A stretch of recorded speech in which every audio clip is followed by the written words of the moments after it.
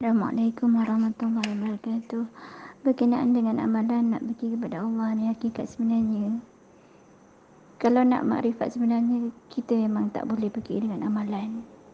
Memang tak sampai dengan amalan kita untuk sampai ke hadrat Allah. Sebab Allah Subhanahu Wa Taala tu, ilmu dia tu maha kuasa, tinggi, banyak. Dan Allah pun sebenarnya tak perlukan amalan kita. Tetapi kenapa kita perlu beramal ni adalah untuk menyucikan diri kita, untuk mengangkat tabir-tabir antara kita dengan Allah. Bukan kita yang angkat, Allah yang angkat tabir tu. Dengan Allah pandang, kita nak usaha sungguh-sungguh. Macam kita nak petik buah lah kan, kalau kita tak ambil galah, tak jolok kan, macam mana kita nak dapat? Ataupun kita kena tanam pokok dulu kan. Jadi nak pergi kepada Allah ni, dia kena buat amalan. Amalan tu adalah amalan penyucian. Amalan penyucian kat sini adalah paling utama adalah kita kena buat solat taubat. Sebelum kita buat amalan tu, kita first kita kena betulkan niat kita. Sebab Allah Subhanahu Wa Taala ini, dia mengabulkan segala doa kita mengikut niat kita. Kalau niat kita baik, dia akan jadi baik. Kalau niat kita jahat, dia akan jadi jahat. Sebab Allah Subhanahu Wa Taala ini, dia maha malu. Dia sangat pemalu untuk tidak mengabulkan doa hamba-hamba dia. Jadi Allah Ta'ala ni bila kita minta, dia akan bagi. Cuma soal waktu saja dan soal cara bagaimana Allah Subhanahu Wa Taala itu mengabulkan doa kita. Jadi kita ini perlu beramal untuk apa? Untuk buat penyucian. Sebab kita dengan Allah ini hijabnya terlalu tebal. Bila kita ni adalah sang pendosa, jadi hijab kita terlalu banyak berbanding dengan orang-orang lain. Jadi kita kena sentiasa meletakkan diri kita ini adalah orang yang hina. Wa'imah kita nak pergi kepada Allah, kita kena cari diri kita yang hina-dina terlebih dahulu. Kerana apabila kita jumpa diri kita yang hina-dina, mudah untuk kita jumpa diri Allah yang maha mulia, maha segala. Jadi kita nak pergi kepada Allah Subhanahu Wa Taala ni, kita kena buat penyucian dulu. Okey, penyucian tu adalah dengan cara kita solat taubat. Solat taubat macam mana? Mengaku satu persatu dosa besar kita pada Allah. Contoh kan, kita pernah mencuri, merompak, kita pernah fitnah orang, satu persatu kita kena mengaku dengan Allah. Sebut satu persatu dosa besar kita dengan Allah. Itu adab kita dengan Allah.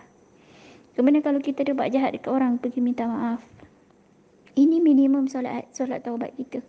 Dan seelok-eloknya adab kita dengan Allah selepas buat solat taubat ni, kita buat solat tasbih. Tasbih kita puji Allah. Walaupun Allah tak perlukan kepada pujian, tapi ini adalah adab kita dengan Allah. Kita buat solat sunat tasbih.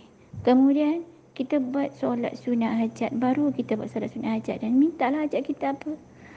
Kita kena ingat, apa yang kita minta itu menentukan jalan kita. Sebab tu kita kena betulkan niat kita. Niat kita nak Allah. Bila kita nak Allah, solat hajat kita, ya Allah, aku nak dirimu, ya Allah, aku nak sampai kepadamu dengan selamat. Bawalah aku kepadamu, ya Allah. Jadi kita kena niat tu niat betul. Kalau kita niat tak betul, dia akan jadi tak betul.